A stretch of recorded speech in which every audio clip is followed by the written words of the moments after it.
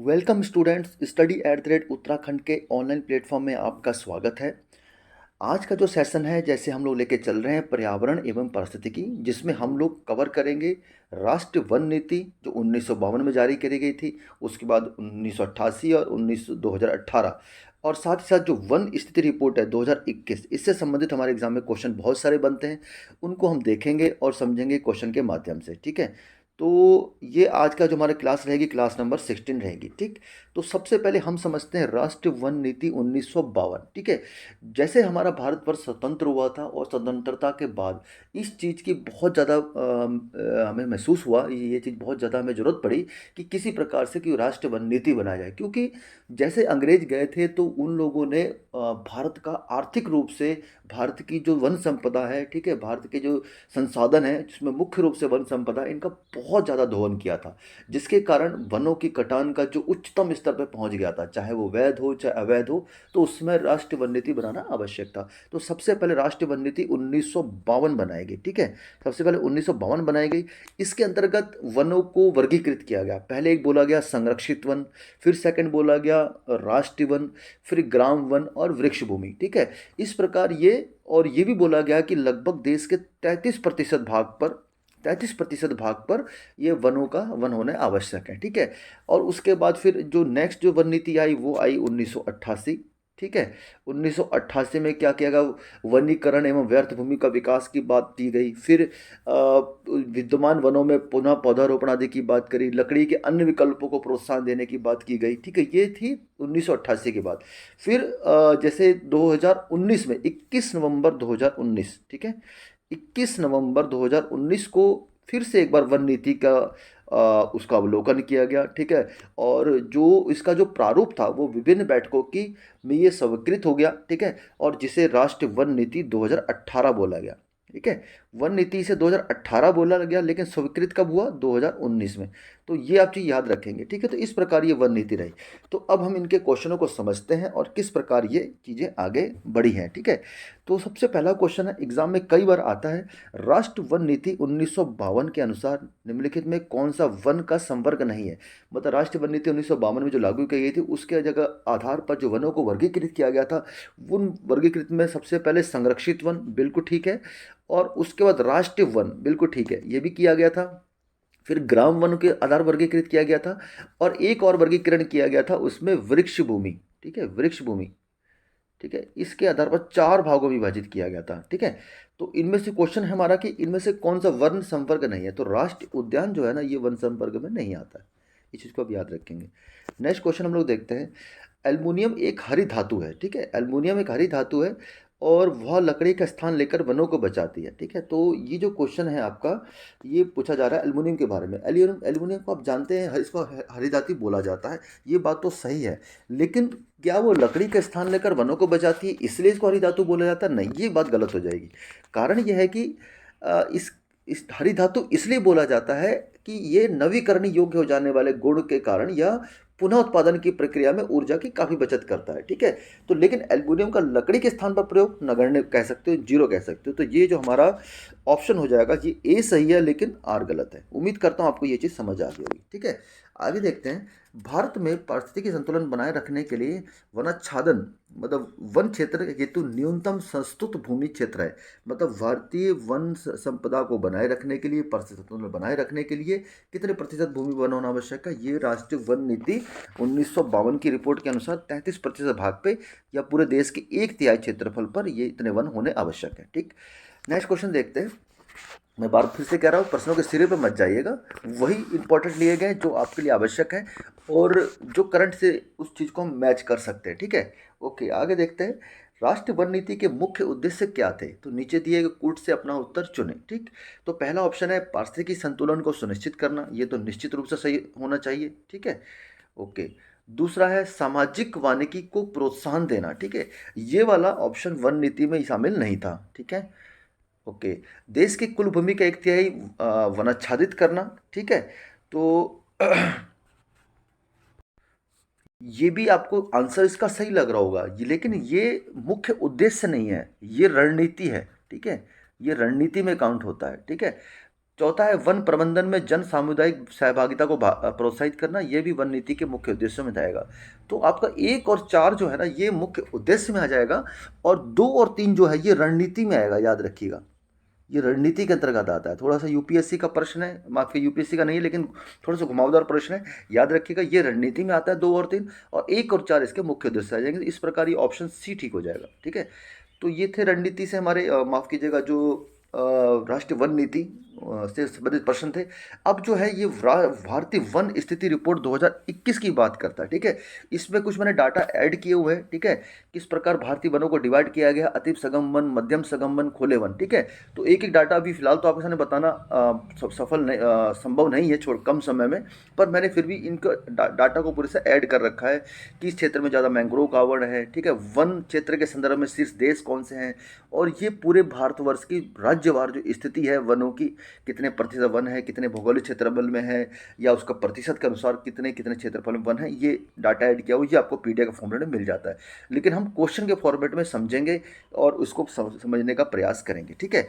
तो ये जो क्वेश्चन है अभी फिलहाल देखो, इस वाले में आपको बताना चाहता हूँ, जो अभी भारत की वन स्थिति रिपोर्ट 2021 जारी की गई है, इसको आप याद रखिएगा, लेटेस्ट ही वाली है। और हम जो क्वेश्चन करेंगे वो भी 2021 के अनुसार ही करेंगे, चाहे वो क्वेश्चन पुराना हो। इसलिए क्वेश्चनों की संख्या इसमें कम है, क्योंकि 2021 के प्रीवियस ईयर के अगर क्वेश्चन हम उठा के देखें तो वो पुरानी वन रिपोर्टों पे आधारित है।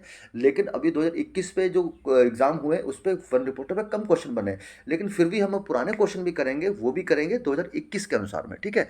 तो पहला क्वेश्चन आप देखिए, India state India state of forest report 2017 के अनुसार देश के भौगोलिक क्षेत्रफल का कितना प्रतिशत वनों के अंतर्गत आता है, ठीक है। तो उस समय के अनुसार तो ये ऑप्शन सी ठीक हो जाएगा, लेकिन वर्तमान में अगर बात करें तो 21.7 के आसपास वन, इतना प्रतिशत वनों का आवरण है। तो इसमें ऑप्शन तो फिलहाल हमारे पास नहीं है, फिर भी मुझे प्रश्न उठाना जरूरी था कि भारत के कुल भौगोलिक क्षेत्रफल पर वर्तमान में कितना क्षेत्रफल आधारित है, तो 21.71% क्षेत्रफल पर वन स्थित है। तो इस चीज़ को आप याद रखिएगा, ये बहुत इंपॉर्टेंट क्वेश्चन बन जाता है, इस प्रकार क्वेश्चन एग्जाम में बनते हैं। इसी प्रकार अगर उत्तराखंड के परिप्रेक्ष्य में बात करें तो वो भी आप इसको देख सकते हैं, ठीक है। आगे देखते हैं हम लोग, नेक्स्ट है जो हमारा हाँ, उत्तराखंड का अगर डाटा आप जानना चाहते हैं तो उत्तराखंड में जो भौगोलिक क्षेत्रफल का 47%, 47.31% ये वनों का आच्छादन क्षेत्र है, ठीक है। सर्वाधिक पौड़ी गढ़वाल में है, ठीक है। इस प्रकार आपको पता होगा, ठीक है। नेक्स्ट देखते हैं हम लोग, हम पूरे देश की फिलहाल बात कर रहे हैं तो आगे देखते हैं। हमारे देश में निम्नलिखित राज्यों में किस राज्य का वन का सर्वाधिक क्षेत्र है, ठीक है।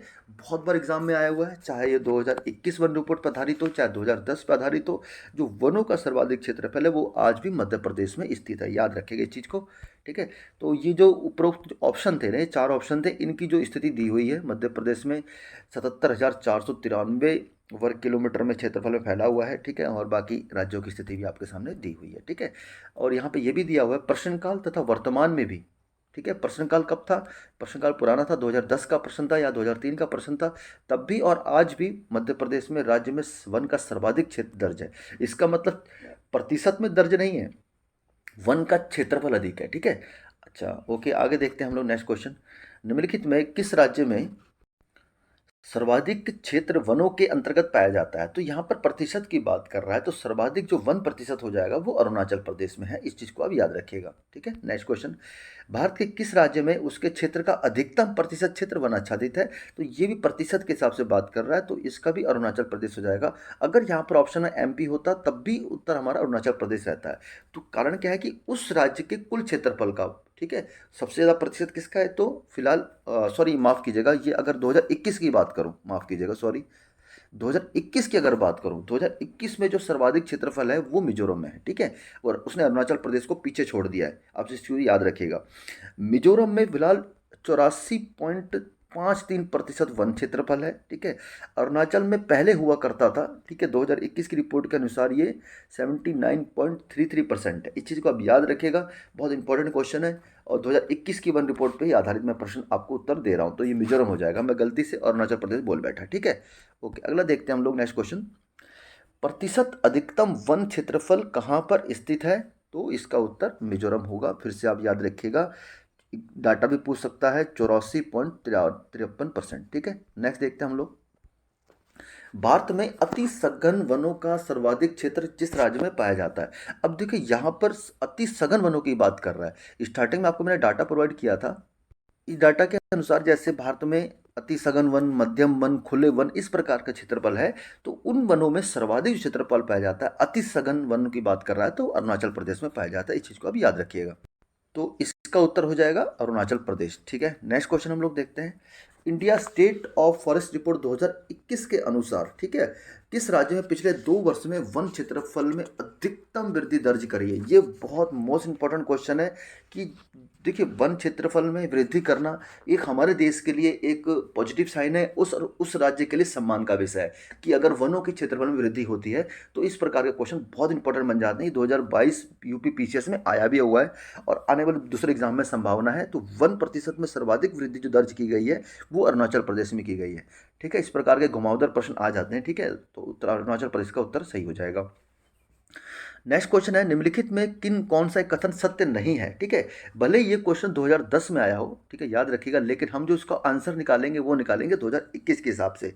ठीक है, तो भारत की जो वन स्थिति रिपोर्ट भले वो 2017 में थी, 2019 और 2021, इसके अनुसार मध्य प्रदेश में सर्वाधिक वन क्षेत्रफल है, ये बिल्कुल सही है। दूसरा जो है आपका अरुणाचल प्रदेश सर्वाधिक घना वन क्षेत्रफल है। ठीक है, ये अभी वर्तमान में आप कह सकते हो घना, हाँ बिल्कुल ठीक है, घना मतलब सघन, सघन वनों का क्षेत्रफल का हो जाए तो अरुणाचल प्रदेश, जस्ट अभी हमने ये क्वेश्चन किया था, सघन वन क्षेत्रफल की बात कर रहे हैं ये वाला। ठीक है, ये वाला क्वेश्चन अभी जस्ट किया था, तो ये सघन वनों में यही अरुणाचल प्रदेश ही आएगा। ठीक है, नागालैंड भारत का सर्वाधिक वनाच्छादित राज्य है। ठीक है, ये गलत हो जाएगा। ठीक है, नागालैंड भारत का सर्वाधिक वनाच्छादित राज्य नहीं होगा, मिजोरम, जस्ट हमने पढ़ा था मिजोरम। ठीक है, 84.53, बार बार आपको बता रहा हूँ, ये डाटा याद रखेगा। ठीक है, तो और हरियाणा भारत का सबसे कम वनाच्छादित क्षेत्र है, ये प्रश्न काल में भी था और आज भी है, तो इसका सही उत्तर हो जाएगा नागालैंड। ठीक है, नेक्स्ट देखते हैं हम लोग। भारत के कुल भौगोलिक क्षेत्र में सघन वनावरण का प्रतिशत है, तो सघन वनावरण की प्रतिशत की बात कर रहा है, तो इस प्रकार क्वेश्चन आ जाते हैं, याद रखिएगा ये लगभग 12%। ठीक है, इस चीज़ को क्लियर आपको दिमाग में रहना चाहिए, 12.37% अगर डाटा एग्जैक्ट आप नोट करना चाहते हैं तो। ठीक है, ओके। क्वेश्चन नंबर नेक्स्ट है 26 नंबर, भारत के कुल भौगोलिक क्षेत्र का लगभग 20% क्षेत्र वन क्षेत्र के रूप में है।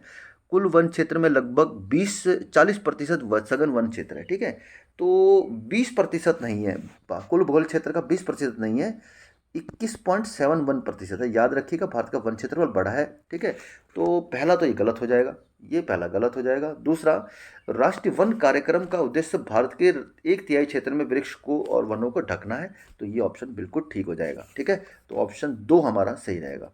ठीक है, नेक्स्ट देखते हैं हम लोग। India state of forest report 2021 के अनुसार कितने राज्यों और केंद्र शासित प्रदेशों में उनके भौगोलिक क्षेत्र का 33% से अधिक क्षेत्रफल वन आच्छादित है? मैं आपको बता रहा हूँ ये very very most important question लगा लीजिए किसी भी एग्जाम के लिए। ठीक है, देखिए हमारी जो राष्ट्रीय वन नीति है उसका उद्देश्य क्लियर है कि भारत के कुल क्षेत्रफल का 33% होना आवश्यक है, लेकिन कुछ राज्य ऐसे हैं जिनमें बहुत कम है, कुछ मतलब ठीक ठाक स्थिति में, और कुछ 33 से ऊपर है। और जो राज्य 33 से ऊपर इस चीज़ को लेकर चल रहे हैं, वो मान के चलिए वो बधाई के पात्र हैं और उनका योगदान भारत के निर्माण में बहुत ज़्यादा है। तो इस प्रकार का जो क्वेश्चन है बहुत इंपॉर्टेंट बन जाता है ऐसे राज्यों के लिए। ठीक है, तो ऐसे कितने राज्य हैं जिनका क्षेत्रफल 33% से ऊपर है वन क्षेत्रफल में, उस पर्टिकुलर राज्य की बात कर रहा है। ठीक है, तो उन राज्यों की अगर बात करें तो ये हो जाएगा 17 ऐसे राज्य हैं जिनका जो क्षेत्रफल है उनके भौगोलिक क्षेत्र का 33% या उससे ज़्यादा है। इस चीज़ को याद रखिएगा, मैं बार बार कह रहा हूँ, बहुत ज़्यादा इंपॉर्टेंट क्वेश्चन है। ठीक है, नेक्स्ट क्वेश्चन देखते हैं हम लोग।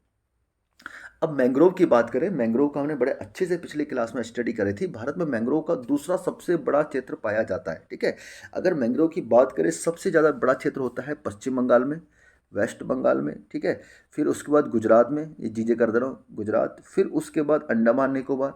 ठीक है, अंडमान निकोबार में पाया जाता है, फिर उसके बाद आंध्र प्रदेश में पाया जाता है। ठीक है, तो इस प्रकार आप याद रखिएगा, ये चार तो आप याद रखिएगा बिल्कुल क्लियर। ठीक है, पहला वेस्ट बंगाल, गुजरात, आंध्र प्रदेश, माफ़ कीजिएगा, वेस्ट बंगाल, गुजरात, अंडमान निकोबार और आंध्र प्रदेश, ये चार ऊपर से आप जरूर याद रखिएगा। तो इसमें ऑप्शन में अगर देखें, क्योंकि पश्चिम बंगाल तो ऑप्शन में है नहीं, तो गुजरात के तट के सारे सबसे ज़्यादा मैंग्रोव का दूसरा बड़ा क्षेत्र पाया जाता है। पहला हो जाएगा आपका कौन सा, पश्चिम बंगाल में। ठीक है, नेक्स्ट देखते हैं। भारत के निम्नलिखित राज्यों को उनके वनाच्छादन कुल क्षेत्र के संदर्भ में वन क्षेत्र का प्रतिशत के अवरोही क्रम में व्यवस्थित कीजिए। तो मैं आपको बता रहा हूँ, ये जो भी डाटा आएगा ये 2021 के अनुसार आएगा, इस चीज़ को याद रखिएगा, ठीक है। तो सबसे पहले अभी देखो, इसका अगर आंसर निकालना चाहते हो वैसे अगर थोड़ा सा, तो हरियाणा तो आपको पता है सबसे लास्ट में है, तो इस ऑप्शन में सबसे लास्ट में हरियाणा आ जाएगा, ठीक है। तो लास्ट 4 नंबर पे तो हरियाणा आ जाएगा, अब याद रखिएगा। और पूर्वोत्तर राज्यों की बात करें तो मिजोरम, अरुणाचल प्रदेश के बाद मणिपुर का नंबर आता है, तो नंबर 1 पे तो मणिपुर आ जाएगा, ठीक है। तो हमारा ये 2 ऑप्शन तो आ गए, ए और बी में से एक ऑप्शन सही है, ठीक है। और दूसरी बात, अगर महाराष्ट्र और उड़ीसा की बात करें तो महाराष्ट्र और उड़ीसा में वन क्षेत्रफल ज़्यादा है, ठीक है। तो इस प्रकार जो हमारा आंसर निकल के आएगा, वो आएगा कौन सा वाला, ये आएगा ऑप्शन बी, ठीक है। तो ऑप्शन बी ठीक हो जाएगा हमारा। ठीक है, तो अंतिम प्रश्न की तरफ हम आगे बढ़ जाते हैं। अब यहाँ पे वनों के क्षेत्रफल के अवरोही क्रम में व्यवस्थित करने की बात कर रहा है। तो अगर यहाँ पर देखिए, वन क्षेत्रफल की बात कर रहा है, ना ही प्रतिशत की बात कर रहा है, ठीक है। तो सबसे पहले याद रखिएगा, सबसे ज़्यादा इन ऑप्शन की अगर बात करें, इन ऑप्शन में सबसे ज़्यादा वन क्षेत्रफल उड़ीसा आ जाता है नंबर 1 पर, ठीक है। फिर दूसरी बात में आता है छत्तीसगढ़, दूसरे नंबर पर आता है, तीसरे नंबर पर अरुणाचल प्रदेश आता है, और चौथे नंबर पर आता है आंध्र प्रदेश, ठीक है। तो इस प्रकार जो हमारा उत्तर हो जाएगा, इसमें ऑप्शन तो हमारे पास सही कोई लग नहीं रहा मेरे को, ऑप्शन कोई भी, ठीक है। ये गलत ऑप्शन है, ठीक है। तो हमारे इससे आप याद रखेगा, उड़ीसा, छत्तीसगढ़, अरुणाचल प्रदेश और आंध्र प्रदेश। तो ऑप्शन हमारा लेके चलेंगे 4, 2, 3, 1, ठीक है। इस प्रकार से हमारा आंसर हो जाएगा, ठीक है। तो आप फिलहाल याद रखिएगा, उड़ीसा, छत्तीसगढ़, अरुणाचल प्रदेश, आंध्र प्रदेश, ठीक है। इस प्रकार याद रखिएगा। तो ये था हमारा अंतिम प्रश्न, और हमने इसको आज सारे भौगोलिक क्षेत्रफल को कवर किया है। तो उम्मीद करता हूँ ये सेशन आपके लिए लाभकारी सिद्ध हुआ होगा, और जितनी मैक्सिमम आपके सामने रिपोर्ट्स और उसके माध्यम से आपके सामने डाटा मैं प्रस्तुत कर सकता था वो किया था। और ये सारी चीज़ें आपको पीडीएफ के फॉर्मेट में हमारे टेलीग्राम, व्हाट्सएप ग्रुप, चैनल, और साथ ही साथ हमारे कमेंट बॉक्स, डिस्क्रिप्शन बॉक्स में सब मिल जाता है आपको। तो ठीक है, ये हमारी 16वीं क्लास थी। इसके बाद वन स्थिति और वन के संबंधित एक क्लास और आएगी, तो फिर हमारा ये भी चैप्टर खत्म हो जाएगा, ठीक है। मिलते हैं फिर नेक्स्ट क्लास में, तब तक के लिए जय हिंद।